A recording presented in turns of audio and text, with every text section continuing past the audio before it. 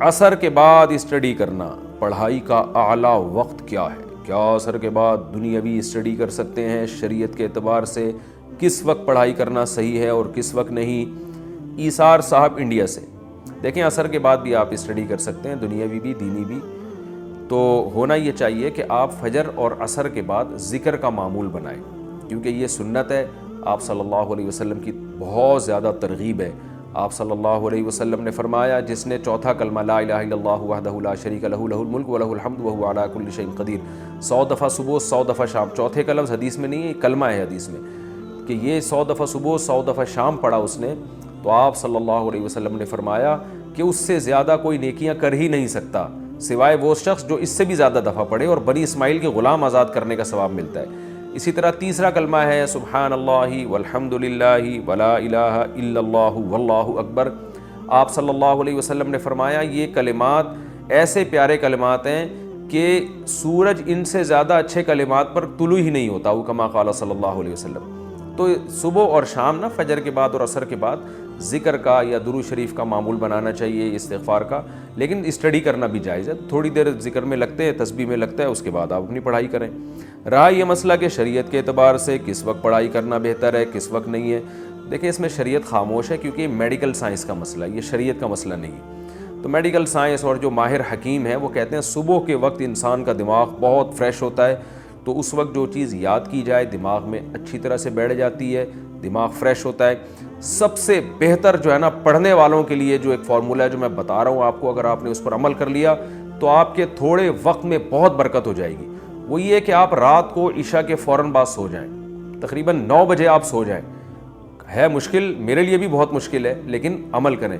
9 بجے جب آپ سو گئے تو 10 11 12 1 2 5 گھنٹے بہت ہیں۔ 2 بجے آپ اٹھ جائیں، 2 بجے اٹھنے کے بعد آپ وضو کریں، تہجد کی نماز پڑھیں، دعا مانگیں، اس کے بعد آپ اسٹڈی کے لیے بیٹھ جائیں، مزہ نہ آئے پیسے واپس۔ اتنا فریش دماغ ہوگا آپ کا، اور اتنے کم وقت میں آپ بہت اچھا کام کر سکتے ہو، اسٹڈی کر سکتے ہو، آپ جو ہے وہ حافظہ آپ کا اس وقت بہت تیز ہوگا، اور صحت بہت اچھی ہونا شروع ہو جائے گی۔ پھر جب فجر سے تھوڑی دیر پہلے آپ بہت تھک جائیں پڑھ کے، تو فجر سے پہلے اذان کے بعد 10-15 منٹ نیند لے لیں، جیسے کہ نبی صلی اللہ علیہ وسلم کی سنت ہے کہ آپ فجر کی اذان اور فجر کی نماز کے دوران تھوڑی دیر آرام کیا کرتے تھے، تو اس سے آپ اور زیادہ فریش ہو جائیں گے، ہٹو بچوں سے بھی اوپر کی چیز ہو جائے گی۔ تو یہ پڑھنے والوں کے لیے بہت بہترین ہے۔ اس کے بعد آپ ناشتہ کریں، جو بھی ایکسرسائز کرنی ہے، ناشتہ کرنا ہے، یا اپنے معمولات پورے کریں، تلاوت کر لیں، ذکر کر لیں، اور جو ہے جو بھی آپ کے معمولات ہیں۔ اس کے بعد آپ نے کیا کرنا ہے کہ دوپہر کو کھانے کے بعد آدھا یا 1 گھنٹہ آپ نے پھر سو جانا ہے، اس کے بعد پھر آپ رات تک فریش رہیں گے۔ تو پڑھنے والے آدمی کو فریش دماغ چاہیے۔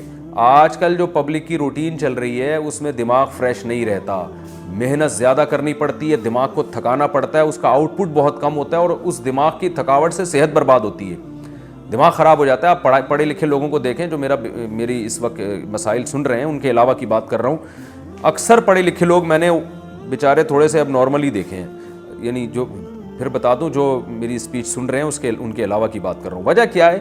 وہ دماغ کا اتنا غیر ضروری استعمال، اور تھکے ہوئے دماغ کے ساتھ پڑھتے رہتے ہیں، کھانا کھایا ہوا ہے پھر کتاب لے کے بیٹھے ہوئے ہیں، تو وہ پیٹ بھی خراب دماغ بھی خراب۔ تو یہ جو میں نے آپ کو روٹین بتائی ہے بڑی خاندانی قسم کی روٹین ہے، اس پر عمل کریں، مزہ نہ آئے پیسے واپس، انشاءاللہ بہت فائدہ ہوگا، انشاءاللہ بہت زیادہ فائدہ ہوگا۔